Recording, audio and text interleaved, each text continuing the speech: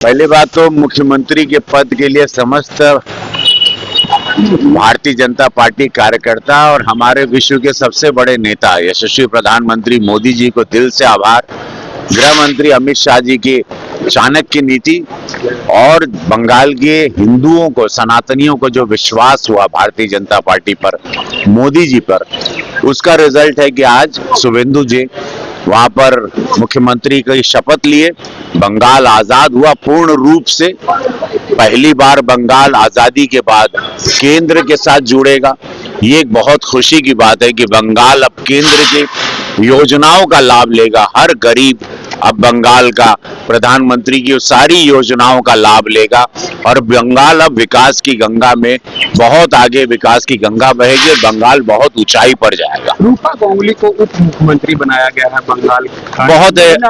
बहुत अच्छा। हमारे महाभारत से द्रौपदी के रूप में जानी पहचानी एक बहुत अच्छी सभ्य महिला, कलाकार बिरादरी की हमारे, और एक ये संदेशा यशस्वी प्रधानमंत्री मोदी जी ने दिया है कि महिला आरक्षण का बिल जो विरोधियों ने गिरा दिया था, 33% का जो आरक्षण मांगा था, प्रधानमंत्री जी उसको पूरी शक्ति देते हैं। नारी शक्ति जो बंगाल में पूरा वोट दी थी, जो भारत की सभी महिलाएं मोदी जी को ही वोट देती हैं, भाजपा को ही वोट देती हैं, इसीलिए डिप्टी सीएम के रूप में रूपा गांगुली जी के रूप में एक उप मुख्यमंत्री मिली हैं।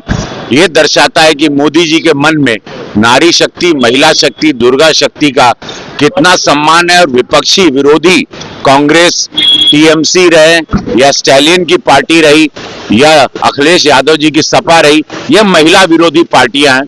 तो जो भी महिलाओं का साथ दिया और जिन्होंने महिलाओं ने वोट दिया, प्रधानमंत्री जी ने सम्मान दिखाया कि हम उस बिल के पक्ष में खड़े हैं। आज नहीं तो कल वो बिल पारित होके सभी आरक्षण 33% महिलाओं को जरूर इस भारत में मिलेगा। साधुवाद है महिला शक्ति को, नारी शक्ति को। मां काली की धरती पर डिप्टी सीएम के रूप में रूपा गांगुली जी हमारी कलाकार बिरादरी की एक उप मुख्यमंत्री बनी है। बड़ी खुशी होती है। एक कलाकार मित्र मेरा, वो भी कल शपथ लेगा तमिलनाडु में, विजय।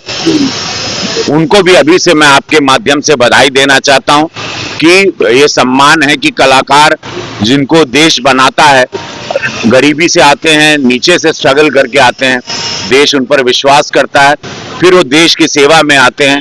और मुझे पूरा यकीन है कि वो तमिलनाडु की भी सेवा हमारे मित्र, हमारे को एक्टर विजय भी बहुत अच्छे से करेंगे। तेजस्वी यादव ने देश के प्रधानमंत्री नरेंद्र मोदी जी को परिवारवाद का पोषक बताया है सर, क्या कैसे परिवारवाद का? मोदी जी को उनकर कौन परिवारवाद? 140 करोड़ की आबादी के पोषक हैं।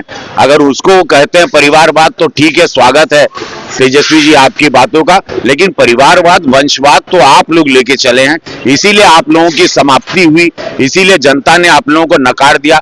मोदी जी ने इस देश में परिवारवाद और वंशवाद को खत्म कर दिया है, ध्वस्त कर दिया है। देश की जनता, अब जनता आम आदमी को एक गरीबी से कोई चाय वाले को बनाना चाहती है, शुभेंदु अधिकारी जैसे कार्यकर्ता को बनाना चाहती है। ऐसे व्यक्ति को अब देश की जनता चुनेगी। परिवारवाद वालों की राजनीति इस देश से खत्म के कगार पर आ चुकी है। इसका श्रेय यशस्वी प्रधानमंत्री मोदी जी को पूर्ण रूप से जाता है। में भी देखने को मिलेगा, कुमार के बेटे को भी तो बनाया गया है, मंत्रिमंडल में शामिल किया गया है। देखिए, परिवारवाद नहीं, वो एक कार्यकर्ता के रूप में काम कर रहे हैं। एक सभ्य इंसान है, एक सभ्य, पूरे बिहार के लिए उनके पिता ने अपने आप को खपा दिया।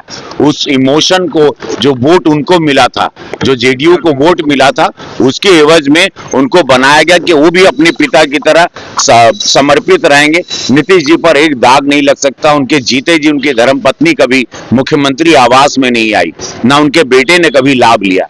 तो निशांत बाबू एक बहुत ही सभ्य इंसान है और देश की, बिहार की जनता बड़ी प्रसन्न हुई उनको वोट लेते हुए, देखते हुए। यूपी में भी परिवारवाद समाप्त हो जाएगा सर? जी, परिवारवाद 27 में हम लोग 2017 से, आप आपके माध्यम से ऑन रिकॉर्ड बोल रहे हैं, 2017 से बड़ी जीत 2027 में उत्तर प्रदेश में मोदी योगी जी की सरकार, डबल इंजन की सरकार होगी। पूज्य योगी महाराज जी को बहुत बड़ा मैंडेट मिलने जा रहा है। है। फरवरी या जब भी मार्च जनवरी फरवरी जब भी चुनाव आएगा, एक बंगाल की पूरी जीत की लहर अब यूपी में पहुंच चुकी है। अखिलेश यादव पहुंचे थे बंगाल और उन्होंने ममता बनर्जी से कहा कि आप हारे नहीं, हराए गए हैं। क्या लगता है 2027 में भी उनको वही परिणाम मिलेगा क्या? केरला में जब कांग्रेस जीती तो कोई नहीं बोला, तमिलनाडु में टीवीके पार्टी जीती तब कोई नहीं बोला। ये सब बातें ना, बहुत यही बातों से पता चलता है जनता अब इनकी इन सब बातों में नहीं आएगी। इन लोगों की हार का कारण इन लोगों के ये सारे शब्द हैं और ये इमेच्योर काइंड ऑफ बातें हैं या इमेच्योर काइंड ऑफ स्टेटमेंट है। ये बड़ी इमेच्योर बात है। काफी सवाल रवि जी, काफी बात करते हैं। बंगाल में आप लोग हिंदुत्व के एजेंडे पर काम किए, लेकिन खेसारी लाल यादव आपके भाई वहाँ टीएमसी के लिए प्रचार किए थे, क्या कहेंगे? मनोज तिवारी ने कहा कि पाप लगेगा खेसारी लाल को। अब जायदा हर हर महादेव।